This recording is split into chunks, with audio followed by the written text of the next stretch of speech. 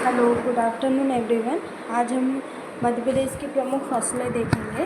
आपको पता ही है कि जो मध्य प्रदेश है वो कृषि प्रधान राज्य है ना, जिसमें कम से कम जो पॉपुलेशन है 37% जो पॉपुलेशन है वो ग्रामीण क्षेत्रों में रहती है और कृषि कार्य करती है ना, ग्रामीण क्षेत्रों में रहती है और कृषि। हम इसके अंतर्गत कुछ कृषि का सबसे पहले हम क्या कृषि विभाग द्वारा मध्य प्रदेश को कितने कृषि विभागों में विभाजित किया गया है ना, कृषि विभाग के द्वारा ना।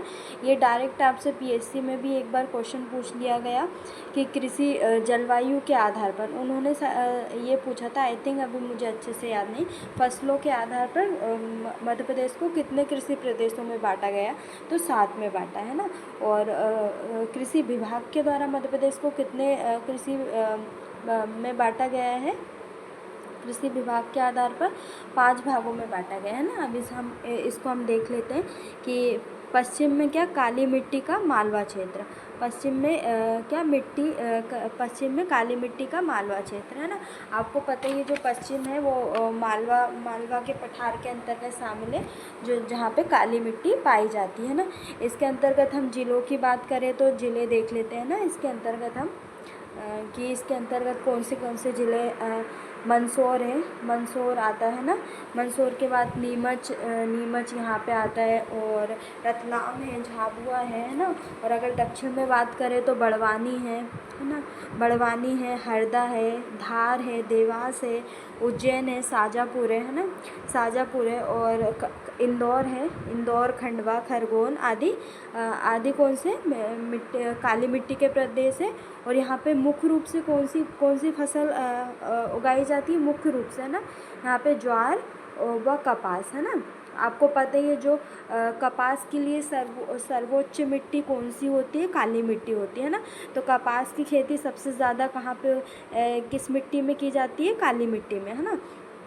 सेकंड है उत्तर में ज्वार एवं गेहूं का प्रदेश है ना। उत्तर में क्या है, ज्वार एवं गेहूं का प्रदेश। इसके अंतर्गत हम देख लेते हैं, इसके अंतर्गत उत्तर मध्य प्रदेश के ज़िले आएंगे, जैसे मुरैना हो गया, श्योपुर हो गया, भिंड हो गया, ग्वालियर, दतिया, शिवपुरी, गुना, छतरपुर और टीकमगढ़ ज़िले आते हैं। यहाँ पर क्या ज्वार व गेहूं की खेती की जाती है ना, मुख्य रूप से। और थर्ड हम पढ़ेंगे मध्य में गेहूं का प्रदेश है ना। मध्य क्षेत्र है वहाँ पे क्या गेहूं की खेती की जाती है ना। इसमें क्या कौन कौन से ज़िले शामिल हैं, इसमें भोपाल है, सीहोर है, जिसमें जो सरावती गेहूं है उसकी खेती की जाती है ना। मैं आपको जीआई टैग भी बताऊंगी है ना, सरावती गेहूं जिसको जीआई टैग मिल चुका है ना। होशंगाबाद है, रायसेन है, विदिशा, नरसिंहपुर है, सागर है, दमोह ज़िले मध्य गेहूं के प्रदेश के अंतर्गत शामिल किए गए हैं ना। नेक्स्ट हम फोर्थ देखेंगे चावल और गेहूं का प्रदेश है ना।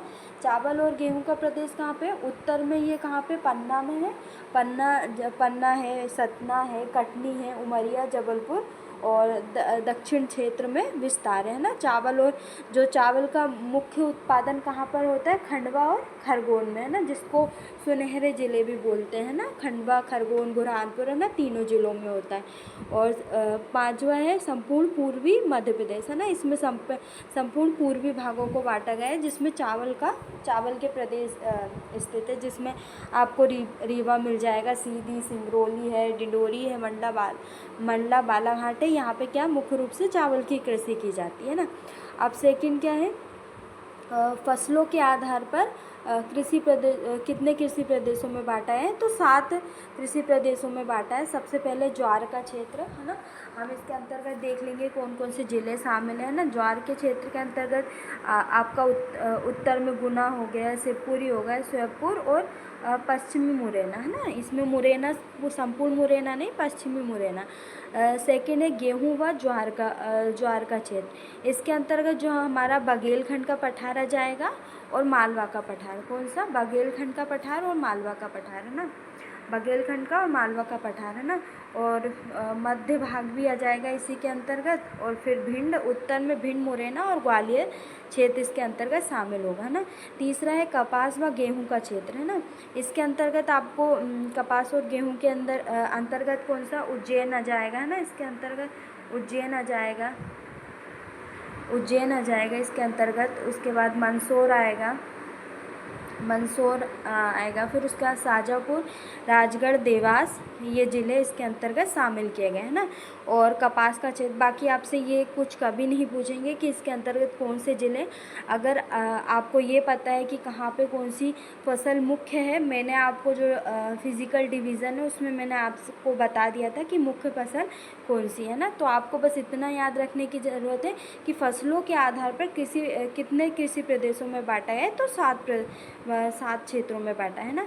और फोर्थ है कपास का क्षेत्र, जिसके अंतर्गत आपके पश्चिमी मध्य प्रदेश, जो मैंने आपको बताया था, खंडवा, खरगोन, बड़वानी, धार, रतलाम, झाबुआ, ये आएंगे है ना। और 5वां है चावल व कपास का क्षेत्र है ना। इसके अंतर्गत सिर्फ खंडवा को शामिल किया है ना। तो आपको ये याद रखना मतलब ईजिली हो जाएगा कि खंडवा है ना। और छठा है चावल, कपास व ज्वार का क्षेत्र है ना। इसके अंतर्गत सिर्फ 3 जिलों को शामिल किया, तो ये भी आप याद रख सकते हैं। एक है सिवनी, दूसरा है छिंदवाड़ा और तीसरा है बैतूल है ना। 3 जिलों को शामिल किया गया, सिवनी, छिंदवाड़ा और बैतूल को शामिल किया गया है ना। और 7वां है चावल का क्षेत्र है ना। इसके अंतर्गत आपका बघेलखंड का क्षेत्र आ जाएगा, शहडोल आ जाएगा, मंडला, बालाघाट, सीधी और सिवनी और जबलपुर आ जाएगा ना। अब हम देखेंगे जलवायु के आधार पर कितने कृषि प्रदेशों में बांटा है। तो जलवायु के आधार पर 11 कृषि प्रदेशों में बांटा है। इसका हम देख लेते हैं। जैसे छत्तीसगढ़ का मैदान है ना, छत्तीसगढ़ के मैदान के अंदर कौन सा ज़िला आता है, बालाघाट आता है आपका ज़िला है ना। बालाघाट एकमात्र ज़िला आता है जो बालाघाट है ना। और सेकेंड है छत्तीसगढ़ की उत्तरी पहाड़ी। इसके अंतर्गत कौन से ज़िले आ जाएंगे, डिंडोरी आ जाएगा आपका, शहडोल आ जाएगा, अनूपपुर और उमरिया है ना। थर्ड है कैमूर का पठार तथा सतपुड़ा की पहाड़ी है ना। इसके अंतर्गत आपको कैमूर का पठार के अंदर पन्ना, रीवा, सीधी, सतना, मंडला, सिवनी और जबलपुर और कटनी है ना। और फोर्थ देखेंगे तो विंध्य का पठार, जिसमें आपको भोपाल मिल जाएगा, सीहोर, विदिशा, सागर, दमोह, ये ज़िले मिल जाएंगे। और 5वां है मध्य नर्मदा घाटी है ना। मध्य नर्मदा घाटी के अंतर्गत आपको 3 ज़िले मिलेंगे, एक नरसिंहपुर, एक हरदा और थर्ड नर्मदापुरम है ना। ये 3 ज़िले मिलेंगे। और 6वां है ग्रीड क्षेत्र। इसके अंतर्गत आपको उत्तरी मध्य प्रदेश के ज़िले मिलेंगे, जिसमें ग्वालियर, भिंड, मुरैना, शिवपुरी और गुना है ना।